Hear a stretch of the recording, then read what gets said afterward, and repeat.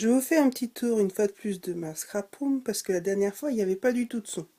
Donc j'espère que cette fois-ci ça ira. Petit, rapide à cette fois-ci. Alors, ma scrap room c'est avant tout le dressing de mon mari avec des rangements que j'ai adaptés. Donc en haut on trouve des blocs papier 20-20 avec tous des breloques pour faire des bracelets ou pour décorer mes mini-albums. Alors en dessous j'ai mon Happy-Cut pour faire mes découpes, avec les plaques qui vont avec et deux albums en 30-30. En dessous, j'ai plein de petites armoires avec des tiroirs qui me permettent de ranger. Alors là, c'est tout ce qui est en cours de réalisation, donc des mini Halloween que j'arrive pas à finir, parce que j'ai pas vraiment de choses qui vont pour aller dedans. Tous des boutons et des décors en fait pour sur le motif de la couture. Des dentelles. Des alphabets, des stickers et des décalcos. À côté, mes peintures, des feutres et des stylos. Et là, c'est des crayons, du talc. Ma pâte de structure que je fais moi-même, parce que je trouve ça ridicule de payer 10 € pour avoir un pot.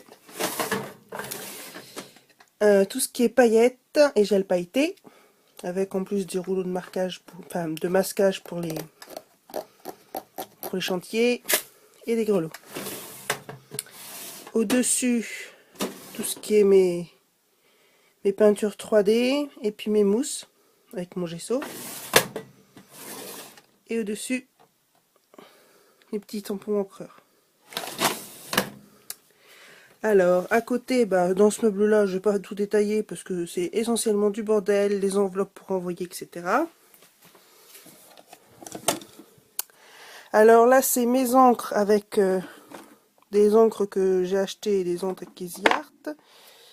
D'autres encres qui sont des recharges. J'ai une encre que j'ai achetée à Noz. Et là, c'est des encres maison. Alors, soit faites à base de peinture, soit faites avec de la récupération. Comme là, c'est en fait c'est l'intérieur de feutres qui ne fonctionnaient plus. Donc, je les ai coupés, j'ai fait un mélange avec un peu d'alcool et de l'eau. Et ça nous fait un chip sheet, comme on dit. C'est très clair, mais ça donne un effet sympa sur les pages. Alors, à côté, j'ai des calendriers qui me servent en base, avec, là en fait, c'est du carton de récupération, des feuilles, etc. Là, j'ai toutes mes feuilles décorées en 30-30. Alors, sur mon bureau, qui est face à un petit château, c'est super agréable. Alors, j'ai tout mon bazar. Alors là, c'est les crayons de couleur, un petit bloc-notes que j'ai fait moi-même, des stylos, des ciseaux. Voilà. Alors là, c'est mes pro marqueurs avec un rangement que je fais maison qui est super adapté. Si ça vous intéresse, je vous ferai un petit tuto parce que je dois en refaire un. À côté, des nettoyants en tampons, des boutons, des stylos, des cols, des stylos à paillettes, des ciseaux. Là, j'ai des petits flacons avec des perles, des trucs de bouteilles, etc. Parce que normalement, ils vont aller là. J'ai les armoires, mais j'ai pas encore eu les sous pour acheter les étagères. Donc, quand j'aurai un peu de sous, je les achèterai. Alors, à côté, j'ai mon ordinateur et Hello Kitty, n'est-ce pas Audrey? Avec un petit meuble de rangement pareil, en maison en carton, où je mets tout ce qui est les mousses 3D, les cols en stick, en bâton, et les œillets des colliers. Alors, mon imprimante. Alors là, c'est un petit meuble que j'ai récupéré pour mettre toutes mes distress et mes Adirondack. Oups. Mes poudres à embosser et mes deux tampons bois, parce que j'en ai que deux. Au-dessus, bah, c'est tout des petits... En fait, c'est pas du ruban, c'est des fils à broder que je récupère dans un de mes sites d'achat, on va dire. Ça, je vous en parlerai un peu plus tard. À côté, alors une petite étagère avec la photo de mon petit chien, des boutons dans le fond. Alors là, j'ai magazine, mes papiers Me to You parce que j'aime ce petit personnage, des photos, mon art journal, une petite boîte en bois avec des boutons vintage.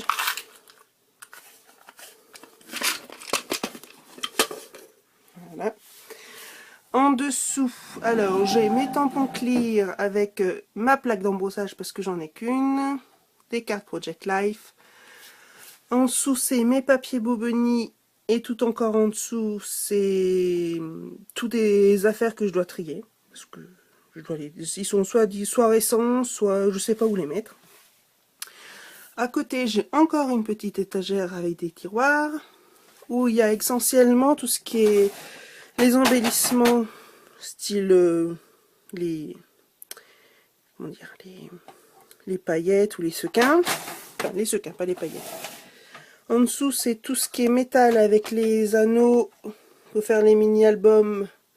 Il y a des aimants, il y a enfin, tout ce qui est métal. Encore en dessous, alors là, ça reste tout ce qui est attache parisienne et des trombones avec mon heat gun. Mon pistolet à colle chaude que Marie, entre guillemets, m'a fait acheter, mais moi, j'en suis très satisfaite. Alors, des attaches parisiennes encore, des embellissements en bois et des rubans.